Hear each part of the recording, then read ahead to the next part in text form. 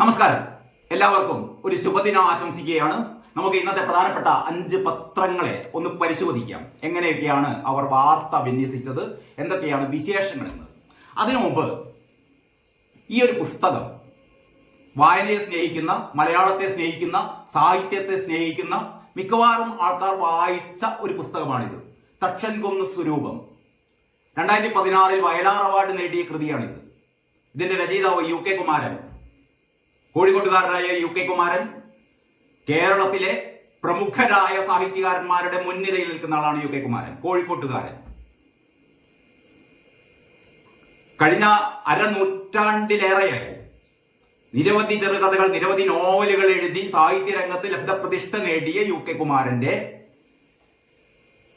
ഏറ്റവും അധികം വായിക്കപ്പെട്ടിട്ടുള്ള ഒരു പുസ്തകം എന്നുള്ള രീതിയിലാണ് ഞാൻ തക്ഷൻകുന്ന് സ്വരൂപം നിങ്ങൾക്ക് മുമ്പിൽ കാണിക്കുന്നത്. മാത്രമല്ല 2016 വയലാർ അവാർഡ് നേടിയ കൃതി കൂടിയാണിത്. ഞാനത് പറയാൻ കാരണം, കോഴിക്കോട്ട് ആകെ 3 പേർക്കാണ് വയലാർ അവാർഡ് ലഭിച്ചത്. അതിലൊന്ന് നമുക്കൊക്കെ അറിയാം, നമ്മുടെ പ്രിയപ്പെട്ട MTക്കാണ് വയലാർ അവാർഡ് ലഭിച്ചത്. മറ്റൊന്ന് UK കുമാരനാണ്. മറ്റൊന്ന് വയലാർ അവാർഡ് നേടിയ മറ്റൊരു സാഹിത്യകാരൻ, കോഴിക്കോട്ടുകാരനായ സാഹിത്യകാരൻ. മൂന്നാമത്തെ ആള് നമ്മുടെ KP രാമനുണ്ണിയാണ്. അപ്പൊ KP രാമനുണ്ണിയും UK കുമാരനും വയലാർ അവാർഡ് നേടിയവരാണ്. വയലാർ അവാർഡ് എന്നുള്ളതിന്റെ പ്രത്യേകത, അതിന്റെ മാഹാത്മ്യം ഒന്നും ഞാൻ പറഞ്ഞു തരേണ്ട കാര്യമില്ലല്ലോ. ഇനി നമുക്ക് കാര്യത്തിലേക്ക് കടക്കാം. ഇത് കാണണം. ഇതാണ് ഇന്നത്തെ മലയാള മനോരമയുടെ 1-ാം പേജ്. നമ്മൾ സാധാരണ ജാക്കറ്റ് പേജ് എന്ന് പറയുന്ന 1-ാം പേജിനേക്കാൾ മുന്നിലുള്ള പേജാണ് ഈ കാണുന്നത്. അതായത് കോഴിക്കോടിന് സാഹിത്യ നഗര പദവി, യുനെസ്കോ സാഹിത്യ നഗര ബഹുമതി ഏറ്റുവാങ്ങിയതിനോടനുബന്ധിച്ച് അതിനെ അതിന് ആശംസകൾ അറിയിച്ചുകൊണ്ട് മനോരമ ഇറക്കിയ ഒരു തോന്നിവാസമാണ് ഈ കാണുന്നത്.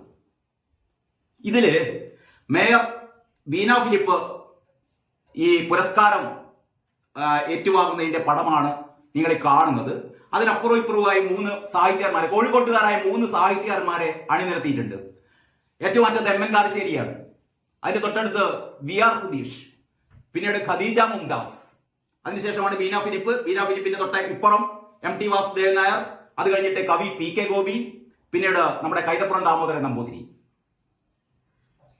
ഈ 6 പേരെ അണിനിരത്തുമ്പോൾ ഞാൻ നേരത്തെ പറഞ്ഞ UK കുമാരൻ എവിടെയാണ് സ്ഥാനം? UK കുമാരൻ മാത്രമല്ല, PK പാറക്കടവ് എന്ന് പറയുന്ന, അല്ലെങ്കിൽ ഈ മിനി കഥകളിലൂടെ, അല്ലെങ്കിൽ ഈ ഹൈക്കു കഥകളിലൂടെ ഒരുപക്ഷെ ലോകത്ത് തന്നെ ഏറ്റവും മനോഹരമായ ഹൈക്കു കഥകൾ എഴുതിയ PK Parakkadavu, UK Kumaran, KP Ramanunni, Vayalar award ജേതാവ്, ഇവരെ ഒന്നും അണിനിരത്താതെ, ഈ സാഹിത്യന്മാരെ ഒന്നും ഞാൻ വിലകുറച്ച് കാണിക്കുകയല്ല, പക്ഷെ മലയാള മനോരമ പോലുള്ള മലയാളത്തിൽ ഏറ്റവും കൂടുതൽ ആൾക്കാർ വായിക്കുന്നുവെന്ന് മേനി നടിക്കുന്ന ഒരു പത്രത്തിന്റെ 1-ാം പേജ് ഇങ്ങനെ ഒരു തോന്നിവാസം ചെയ്താൽ, ഇത് മാത്രമല്ല, ഇതിന്റെ ഏറ്റവും മുകളിൽ മൺമറഞ്ഞു പോയ സാഹിത്യന്മാരുടെ ചിത്രങ്ങൾ കൊടുത്തിട്ടുണ്ട്. അതില് SK പൊറ്റക്കാടുണ്ട്, തിക്കോടിയം മാഷുണ്ട്, വത്സല ടീച്ചറുണ്ട്, MP ഉണ്ട്, KT ഉണ്ട്, ഗിരീഷ് പുത്തഞ്ചേരി ഉണ്ട്, കക്കാടുണ്ട്, ബഷീർ, UA ഖാദർ. PC കുട്ടികൃഷ്ണനെ നിങ്ങൾ ഇതിൽ കാണില്ല, ഉറൂബിനെ കാണില്ല. ഞാൻ എണ്ണി പറയുന്നില്ല. മൺമറഞ്ഞു പോയ സാഹിത്യകാരന്മാരെ ചിലര മാത്രം ആഘോഷിക്കുക, ജീവിച്ചിരിക്കുന്നവരിൽ ചിലര മാത്രം ആഘോഷിക്കുക, ഇതല്ല പത്രപ്രവർത്തനമെന്ന് മലയാള മനോരമയുടെ എഡിറ്റോറിയൽ ഡെസ്കിനെ ഓർമ്മിപ്പിക്കുകയാണ്. ഇങ്ങനത്തെ തോന്നിവാസം നിങ്ങൾ ചെയ്യരുത്. നിങ്ങൾ വേണമെങ്കിൽ നിങ്ങളുടെ ഓഫീസിൽ കൊണ്ടുപോയി ഇത് പ്രദർശിപ്പിച്ചോ. പക്ഷേ ഈ വായനക്കാർക്ക്, കാശ് കൊടുത്ത് പത്രം വാങ്ങുന്ന വായനക്കാരുടെ ഒരു പ്രതിബദ്ധത വേണം. ഇത്രയും പറയുന്നുള്ളൂ. ഇനി നമുക്ക് ഇതിന്റെ ഉള്ളിലേക്ക് കടക്കാം. പതിവ് പോലെ ഒരു ദിവസവും ദുരന്തങ്ങളിലൂടെ, അല്ലെങ്കിൽ ദുരന്ത വാർത്തകൾ അവതരിപ്പിക്കരുത്, അല്ലെങ്കിൽ ദുരന്ത വാർത്തകൾ കാണരുത്, കേൾക്കരുത് എന്നൊക്കെയാണ് നമ്മുടെ പ്രാർത്ഥന. പക്ഷേ പറഞ്ഞിട്ടെന്താണ്? മലയാള മനോരമയുടെ ഉള്ളിലെ 1-ാം പേജ്, UP ഹാത്രസിലെ പ്രാർത്ഥനാ യോഗത്തിനിടെ തിക്കിലും തിരക്കിലും 116 മരണം. വളരെ നല്ല രീതിയിൽ തന്നെ മനോരമക്ക് അറിയാലോ. മനോരമക്ക് എങ്ങനെ സങ്കടങ്ങൾ, അല്ലെങ്കിൽ ഇത്തരത്തിലുള്ള ദുരന്തങ്ങൾ വിറ്റ് കാശാക്കണമെന്ന് നന്നായിട്ട് മനോരമക്ക് അറിയാം. അതുകൊണ്ട് തന്നെ ആർത്ത് കരയുന്ന, വിലപിക്കുന്ന ഹാത്രസിലെ ഉറ്റവർ, നഷ്ടപ്പെട്ട ബന്ധുക്കളുടെ ചിത്രങ്ങൾ, ഏറ്റവും വലിയ ചിത്രങ്ങൾ ഉൾപ്പെടുത്തിയാണ് മനോരമ 1-ാം പേജ് തയ്യാറാക്കിയിട്ടുള്ളത്. ഓക്കെ, യോഗ അവസാനം ആളുകൾ തിരക്ക് കൂട്ടിയെന്ന് പോലീസ്. ഈ ദുരന്തത്തിന് കാരണം 116 പേരാണ് മരിച്ചത് ഹാത്രസിൽ. ഉത്തർപ്രദേശിൽ ഹാത്രസ് ജില്ലയിലെ പുൽറായ് ഗ്രാമത്തിൽ പ്രാർത്ഥനാ യോഗത്തിനിടെയുണ്ടായ തിക്കിലും തിരക്കിലും 116 പേർ മരിച്ചു. മരണസംഖ്യ ഇനിയും ഉയർന്നേക്കും. മരിച്ചവരിലധികം സ്ത്രീകളും കുട്ടികളുമാണ്. 100ഓളം പേർ പരിക്കുകളോടെ ചികിത്സയിലാണ്. ഹരിബോലെ ബാബ എന്ന ഗുരുവിന്റെ നേതൃത്വത്തിൽ നടന്ന പ്രാർത്ഥനാ യോഗത്തിന്റെ അവസാനം അനുഗ്രഹം തേടി ആളുകൾ തിരക്ക് കൂട്ടുന്നതിനെ തുടർന്നാണ് അപകടമുണ്ടായതെന്നാണ് പോലീസ് പറയുന്നത്. അങ്ങനെയാണ് മനോരമ ഈ വാർത്ത കൊടുത്തത്. അത് കഴിഞ്ഞിട്ട് മനോരമയുടെ അടുത്ത ഹെഡിംഗ് ആണ് ജയിച്ചത് ഞങ്ങളാണ്. ജയിച്ചത് ഞങ്ങളാണ് എന്ന നമ്മുടെ ലോക്സഭയിൽ പ്രധാനമന്ത്രിയുടെ മറുപടി പ്രസംഗം. കോൺഗ്രസിനെതിരെ ആഞ്ഞടിച്ച് മോദി. രാഹുലിന്റെ പേരെടുത്തു പറയാതെ കുട്ടിബുദ്ധി എന്ന പരാമർശം. പ്രസംഗ സമയത്തുടനീളം മണിപ്പൂർ മുദ്രാവാക്യങ്ങളുമായി പ്രതിപക്ഷം ബഹളം. അതിൽ പറയുന്നു, മണിപ്പൂരിന് വേണ്ടി നടുത്തളത്തിൽ ഇറങ്ങിയിട്ടുള്ള പ്രതിപക്ഷ മുദ്രാവാക്യങ്ങൾക്കിടെ ലോക്സഭയിൽ മറുപടി പ്രസംഗത്തിൽ പ്രധാനമന്ത്രി നരേന്ദ്രമോദി കോൺഗ്രസിനെതിരെ ആഞ്ഞടിച്ചു. പ്രതിപക്ഷ നേതാവ് രാഹുൽ ഗാന്ധിയെ പേരെടുത്തു പറയാതെ കുട്ടിബുദ്ധി എന്ന്, ബാലക് ബുദ്ധി എന്ന് ഹിന്ദിയിൽ പരിഹസിച്ച അദ്ദേഹം കോൺഗ്രസിലെ സഖ്യകക്ഷികളുടെ വോട്ട് തിന്നുന്ന ഇത്തിൽ കണ്ണി എന്ന് ആക്ഷേപിക്കുകയും ചെയ്തു. അങ്ങനെയാണ് മലയാള മനോരമ നരേന്ദ്രമോദിയുടെ ഈ പറയുന്ന പ്രസംഗം വളരെ നല്ല രീതിയിൽ തന്നെ ഡിസ്പ്ലേ ചെയ്തിട്ടുണ്ട്. അതിലൊന്നും വലിയ കുഴപ്പമൊന്നുമില്ല. രാഹുലിന്റെ പ്രസംഗം വെട്ടിമാറ്റിയതിന്റെ അല്ലെങ്കിൽ ഹിന്ദു പരാമർശങ്ങളടക്കം സ്പീക്കർ രേഖകളിൽ നിന്ന് നീക്കിയതിന്റെ ഒരു വാർത്തയും ഏതാണ്ട് ബാലൻസ് ചെയ്തുകൊണ്ട് വലതുഭാഗത്ത് 2 കോളത്തിൽ കൊടുത്തിട്ടുണ്ട്. പിന്നീട് മലയാള മനോരമയുടെ 1-ാം പേജിലെ വാർത്തയാണ് 18 വർഷത്തെ ജയിൽവാസം അവസാനിക്കുന്നു. അബ്ദുൾ റഹീമിന്റെ വധശിക്ഷ റദ്ദാക്കി, ഇനി വെളിച്ചം. അറിയാലോ, നമ്മുടെ ബോച്ചയുടെ നേതൃത്വത്തിൽ ഒരു രക്ഷപ്പെടുത്തൽ വധശിക്ഷ വിധിച്ച ദയാവധം സ്വീകരിച്ച് മാപ്പ് നൽകാൻ കൊല്ലപ്പെട്ടയാളുടെ കുടുംബാംഗങ്ങൾ കോടതിയിലെത്തി. അതായത് 18 വർഷമായി റിയാദിലെ ജയിലിൽ കഴിയുകയായിരുന്ന കോടമ്പുഴ സീനത്ത് മൻസിലിൽ മച്ചിനകത്ത് അബ്ദുൾ റഹീമിന്റെ വധശിക്ഷ കോടതി റദ്ദാക്കി. ദയാവധം സ്വീകരിച്ച് റഹീമിന് മാപ്പ് നൽകാമെന്ന് കൊല്ലപ്പെട്ടയാളുടെ കുടുംബാംഗങ്ങൾ ഇന്നലെ ഉച്ചയ്ക്ക് കോടതിയിൽ നേരിട്ടെത്തി ബോധിപ്പിച്ചതിനെ തുടർന്നാണ് റിയാദ് ക്രിമിനൽ കോടതിയുടെ ഉത്തരവ്. ഇതിന് കൊടുത്തത് ഇന്ത്യൻ എംബസി വഴി കോടതിയിൽ കെട്ടിവെച്ച 34.35 കോടി രൂപയുടെ ചെക്ക് കൊല്ലപ്പെട്ട സൗദി ബാലന്റെ കുടുംബത്തിന്റെ പവർ ഓഫ് അറ്റോർണിക്ക് കൈമാറി. ഏതായാലും മലയാളികൾ ഒന്നടങ്കം ഒരു മനുഷ്യന്റെ വധശിക്ഷ റദ്ദാക്കിയതിനെ കുറിച്ചുള്ള അതിന്റെ ഒരു പരിസമാപ്തി എന്ന് വേണം പറയാം. അതും മനോരമ 1-ാം പേജിൽ കൊടുത്തിട്ടുണ്ട്. പിന്നെ മനോരമയുടെ ഉൾപേജിലേക്ക് കടന്നു കഴിഞ്ഞാൽ പ്രിൻസിപ്പലിന്റെ നെഞ്ചത്ത് അടുപ്പ് കൂട്ടും. നമ്മൾ ഇന്നലെ ചർച്ച ചെയ്തല്ലോ, അതായത് കൊയിലാണ്ടിയിലെ ഗുരുദേവ കോളേജിലെ SFIക്കാർ കാട്ടിക്കൂട്ടിയ തോന്നിവാസങ്ങൾ എന്ന് പറയുന്നത്, സഖാക്കളോട് മാപ്പ് ചോദിക്കുന്നു. നിങ്ങൾ നടത്തിയ രക്ഷാപ്രവർത്തനം, ആ രക്ഷാപ്രവർത്തനം സാധാരണ ഗോവിന്ദ മാഷ് തെറ്റ് തിരുത്താൻ വേണ്ടി തുടങ്ങിയല്ലോ. കേന്ദ്ര കമ്മിറ്റി പറഞ്ഞു തെറ്റ് തിരുത്തണം. കാരണം ഇവിടെ നിങ്ങൾ പറഞ്ഞ സംസ്ഥാന കമ്മിറ്റി കൊണ്ടുവന്ന റിപ്പോർട്ടൊക്കെ എടുത്ത് കൊട്ടയിലിട്ടത് പറഞ്ഞു. ഇതൊന്നല്ല, ഇവിടെ ഭരണവിരുദ്ധ വികാരം ഉണ്ടായിട്ടുണ്ട്, അതുകൊണ്ട് ഭരണവിരുദ്ധ വികാരം മാറ്റണം, ജനങ്ങളിലേക്ക് ഇറങ്ങി ചെല്ലണം.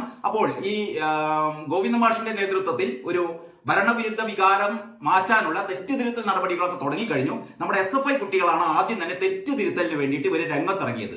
എങ്ങനെയാണ് തെറ്റ് തിരുത്തൽ എന്ന് പറഞ്ഞാൽ, പ്രിൻസിപ്പലിനെ മുഖത്തടിച്ചു ആദ്യം തന്നെ. നല്ല കാര്യം, നമുക്കൊക്കെ കൈയടിച്ച് പ്രോത്സാഹിപ്പിക്കേണ്ടതാണ്. നമ്മുടെ SFIക്കാരുടെ ഒരു കരുത്ത്. SFIക്കാർ ആരാണ് മക്കൾ നമുക്കറിയാലോ. പൂക്കോട്ട് സിദ്ധാർത്ഥൻ എന്ന് പറയുന്ന ഒരു പാവം വിദ്യാർത്ഥിയെ കൊല ചെയ്ത എന്ന് തന്നെ പറയട്ടെ. അല്ലെങ്കിൽ അത്തരം ഒരു ആത്മഹത്യയിലേക്ക് ആ വിദ്യാർത്ഥിയെ നയിച്ച, ആത്മഹത്യയാണോ കൊലപാതകമാണോ എന്ന് ഇപ്പോഴും അന്വേഷിച്ച് വരുന്നേ ഉള്ളൂ. CBI അന്വേഷണം പൂർത്തീകരിക്കട്ടെ. അപ്പൊ ഞാൻ പറഞ്ഞുകൊണ്ടുവരുന്നത്, ഈ പൂക്കോട്ട് സിദ്ധാർത്ഥൻ എന്ന് പറയുന്ന ഒരു പാവപ്പെട്ട വിദ്യാർത്ഥിയെ കൊലക്ക് കൊടുത്ത SFIക്കാർ തെറ്റ് തിരുത്താൻ തുടങ്ങിയിരിക്കുന്നു. അവരിപ്പോൾ ചെയ്യുന്നത് കൊലപാതകം നിർത്തി. അതാണ് ഏറ്റവും പ്രധാനപ്പെട്ട കാര്യം. പ്രിൻസിപ്പലിനെ മുഖത്തടിക്കുക, അതാണ് ഒരു കലാപരിപാടി. അത് കഴിഞ്ഞിട്ടാണ് പ്രിൻസിപ്പലിന്റെ നെഞ്ചത്ത് അടുപ്പ് കൂട്ടുമെന്നാണ് ആരാ പറയുന്നത് അറിയോ? കൊയിലാണ്ടി ഗുരുദേവ കോളേജ് പ്രിൻസിപ്പൽ സുനിൽ ഭാസ്കറിനെ കൈകാര്യം ചെയ്യുമെന്ന് DYFI SFI നേതാക്കളുടെ ഭീഷണി. SFI നേതാക്കൾക്ക് കൂട്ടി നമ്മുടെ റഹീമിന്റെ സംഘടനയായ ഡിഫിക്കാരുണ്ട്. ഇതിലെ SFIക്കാർ ഇന്നലെ പറഞ്ഞത് എന്താ പറയാ, ഈ പ്രിൻസിപ്പലിനെ 2 കാലിലും കോളേജിൽ കയറ്റില്ല എന്ന് പറഞ്ഞു. എന്ന് പറഞ്ഞാൽ 2 കാലം ഞങ്ങൾ തച്ചുടയ്ക്കും, അല്ലെങ്കിൽ 2 കാലം വെട്ടിമാറ്റും എന്നുള്ള രീതിയിലാണ് SFIയുടെ കൊയിലാണ്ടി ഏരിയ സെക്രട്ടറി, അയാളുടെ പേരൊന്നും ശരിക്കും പറയാൻ പാടില്ല, കാരണം അങ്ങനെ പറഞ്ഞ പബ്ലിസിറ്റി ഇവരൊന്നും ഉണ്ടാക്കരുത്, പക്ഷെ പറയേണ്ടി വരുന്നു. DYFI ജില്ലാ സെക്രട്ടേറിയറ്റ് അംഗം BP ബിനീഷ് പറഞ്ഞു. എന്താ പറഞ്ഞതെന്നറിയോ?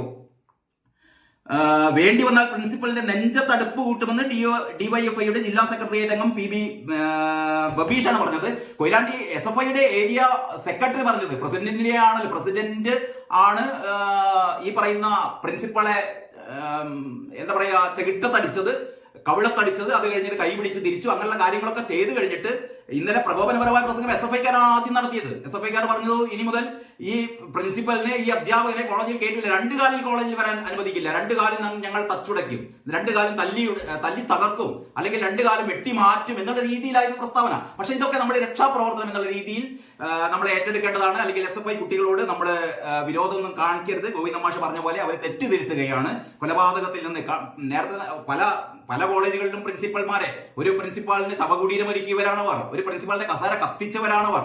ഇങ്ങനെ ഒരുപാട് അധമ പ്രവർത്തികൾ ചെയ്ത ഈ SFIക്കാർ തെറ്റുതിരുത്തിക്കൊണ്ടിരിക്കുകയാണ്. അവരിപ്പം പ്രിൻസിപ്പലിന്റെ നെഞ്ചത്ത് അടുപ്പ് കൂട്ടാൻ പോവുകയാണ്, പ്രിൻസിപ്പലിന്റെ കാല് തല്ലിയൊടിക്കാൻ പോവുകയാണ്. അത് മനോരമ വളരെ നല്ല രീതിയിൽ തന്നെ അത് കൊടുത്തിട്ടുണ്ട്.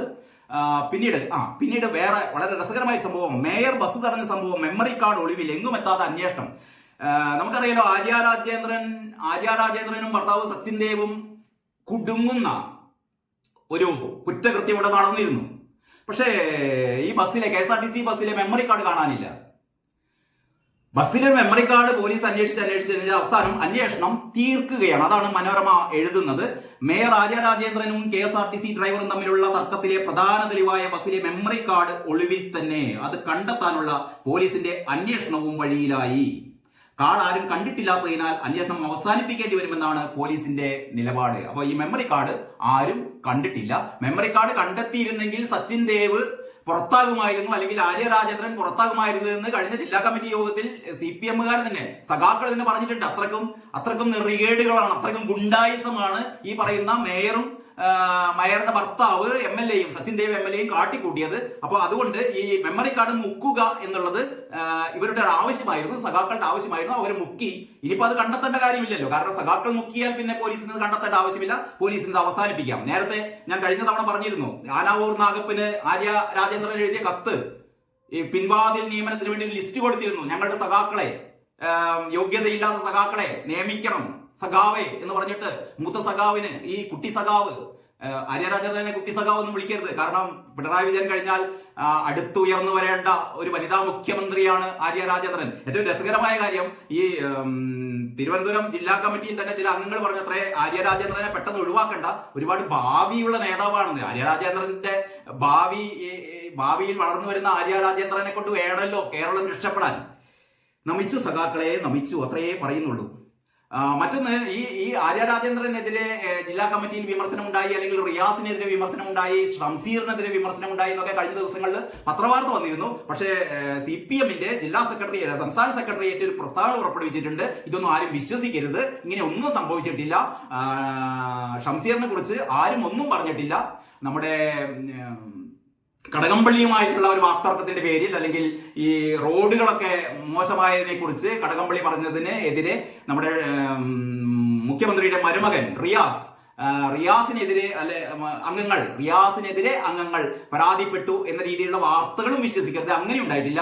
ആര്യ രാജേന്ദ്രനെതിരെ ആരും പറഞ്ഞിട്ടില്ല, ആർക്കെതിരെ ഒന്നും പറഞ്ഞിട്ടില്ല. ഈ തിരുവനന്തപുരം ജില്ലാ കമ്മിറ്റിയുടെ ആൾക്കാർ മുഴുവൻ ഊമകളായിരുന്നു എന്ന് നമ്മൾ വിശ്വസിക്കണം. ഇതാണ് ജില്ലാ കമ്മിറ്റിയുടെ ഒരു പത്രക്കുറിപ്പ്, സംസ്ഥാന കമ്മിറ്റിയുടെ പത്രക്കുറിപ്പ്. അത് പല പത്രങ്ങളും വന്നിട്ടുണ്ട്. അത് ജസ്റ്റ് ഒന്ന് ഓർമ്മപ്പെടുത്തിയെന്ന് മാത്രമേ ഉള്ളൂ. അപ്പൊ ഇങ്ങനെയൊക്കെയാണ് മലയാള മനോരമയുടെ 2-3 വാർത്തകൾ. ഞാൻ കൂടുതലായി സമയമില്ലാത്തതുകൊണ്ട് എഡിറ്റോറിയൽ പറയണല്ലോ. മുനയുള്ള ചോദ്യങ്ങൾ മാഞ്ഞു പോകുമ്പോൾ രാഹുൽ ഗാന്ധിയുടെ പ്രസംഗ ഭാഗങ്ങൾ നീക്കിയത് ജനാധിപത്യ വിരുദ്ധം. അതിനെക്കുറിച്ചാണ് മലയാള മനോരമ എഡിറ്റോറിയൽ എഴുതിയത്. മറ്റൊന്ന്, ഒരു മിഡിൽ പീസ് ഉണ്ട്. സാധാരണ പത്രങ്ങൾ ഇപ്പോൾ മിഡിൽ പീസ് അത്ര കാര്യമായിട്ട് കൊടുക്കാറുള്ളത്. സാധാരണ ഈ എഡിറ്റോറിയൽ പേജിൽ ഏറ്റവും സീരിയസ് ആയ ഒരു ലേഖനം മുകളിൽ കൊടുത്തു കഴിഞ്ഞിട്ട് മിഡിലില് വളരെ രസകരമായ നർമ്മത്തിൽ പൊതിഞ്ഞ രീതിയിലുള്ള ചില ചെറിയ കുറിപ്പുകൾ, അല്ലെങ്കിൽ അത്തരത്തിൽപ്പെട്ട ചെറിയ ചില കാഴ്ചപ്പാടുകൾ ഇതൊക്കെ അവതരിപ്പിക്കാറുണ്ട്. അങ്ങനെ തരംഗങ്ങളിൽ, പനച്ചിയുടെ തരംഗങ്ങളിൽ മലയാള മനോരമയിൽ വന്നിരുന്ന രസകരമായ ഒരു കാര്യം എന്ന് പറയട്ടെ. അതായത് ഈ നമ്മുടെ പുതിയ ഭാരതീയ ന്യായ സംഹിത ഉദ്ധാരണശുദ്ധിയിലേക്ക് കടന്നു നിൽക്കുകയാണ് ഇപ്പോൾ. ഇന്ത്യൻ ശിക്ഷാ നിയമത്തിലെ അലവും പിടിയും ഭാരതീയമാക്കി ഉണ്ടാക്കിയതാണ് ഭാരതീയ ന്യായ സംഹിത. ഈ ന്യായപ്പട്ടികയിൽ അപകീർത്തികരമായ പ്രസംഗം പോലുള്ള കുറ്റങ്ങൾക്ക് ശിക്ഷ പ്രതിഫലമില്ലാത്ത സാമൂഹ്യ സേവനമാണത്രേ. അപ്പോൾ ഇനിയിപ്പോൾ പിണറായി സഖാവ് ആരെങ്കിലും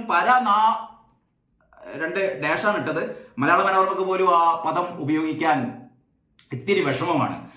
പിണറായി വിജയൻ നടത്തിയ, നമുക്ക് വിഷമമൊന്നുമില്ല, പിണറായി വിജയൻ നടത്തിയ പരനാറി പ്രയോഗം, പരനാറി എന്ന് വിളിച്ചത് ആരെയാണെന്ന് അറിയാതെ നമ്മുടെ പ്രേമയെന്ന് തന്നെ.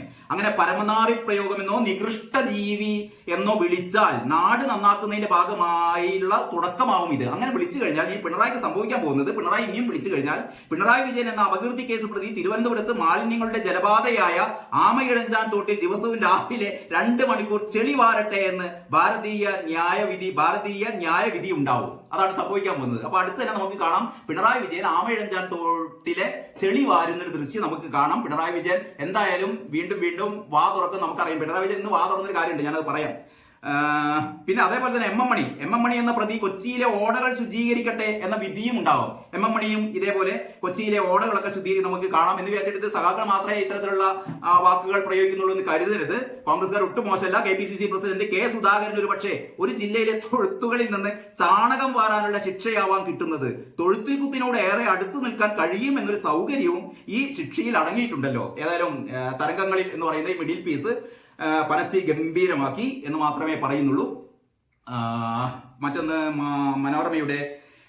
മനോരമ CPM അവലോകന റിപ്പോർട്ടിൽ തുറന്നു സമ്മതിക്കുന്നു അടിത്തറ ഇളകിയ തോൽവി എന്ന് CPM അവലോകന റിപ്പോർട്ടിൽ തുറന്നു സമ്മതിക്കുന്നു. അടിസ്ഥാന വോട്ടുകളിൽ നല്ലൊരു പങ്ക് BJPയിലേക്ക് ഒഴുകി എന്ന് പറയുന്ന തിരുവനന്തപുരം ലേഖകന്റെ ഒരു വാർത്തയുണ്ട്. സംസ്ഥാനത്ത് പാർട്ടിയുടെ അടിത്തറ ഇളക്കിയ തോൽവിയാണ് ലോക്സഭാ തെരഞ്ഞെടുപ്പിൽ ഉണ്ടായതെന്ന് CPM സംസ്ഥാന കമ്മിറ്റി അംഗീകരിച്ച അവലോകന റിപ്പോർട്ടിലാണ് ഇക്കാര്യം തുറന്നു പറയുന്നത് എന്ന് പറയുന്നു.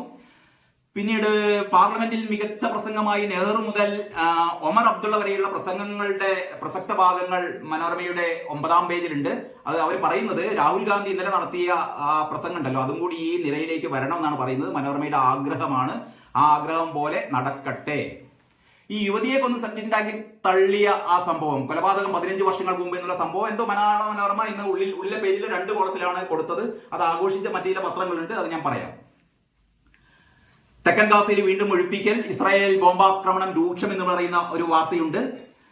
പിന്നെ മതപരിവർത്തനം ഉടൻ തടഞ്ഞില്ലെങ്കിൽ ഭൂരിപക്ഷം ന്യൂനപക്ഷമായി മാറും. ഒരു പ്രധാനപ്പെട്ട ഒരു വിധിയാണ്. ഈ പ്രയാഗ്രാജ് ഡേറ്റ് ലൈനാണ്. മതസംഘടനകൾ നടത്തുന്ന മതപരിവർത്തനം എത്രയും വേഗം തടഞ്ഞില്ലെങ്കിൽ രാജ്യത്തെ ഭൂരിപക്ഷ ജനത ഭാവിയിൽ ന്യൂനപക്ഷമായി മാറുമെന്ന് അലഹബാദ് ഹൈക്കോടതി അഭിപ്രായപ്പെട്ടു. ക്രിസ്തു മതത്തിലേക്ക് പരിവർത്തനം നടത്തിയെന്ന കേസിൽ അറസ്റ്റിലായ കൈലാഷ് എന്ന വ്യക്തിയുടെ ജാമ്യാപേക്ഷ തള്ളിക്കൊണ്ടാണ് ജസ്റ്റിസ് രോഹിത് രഞ്ജൻ അഗർവാൾ ഇങ്ങനെ അഭിപ്രായപ്പെട്ടത്.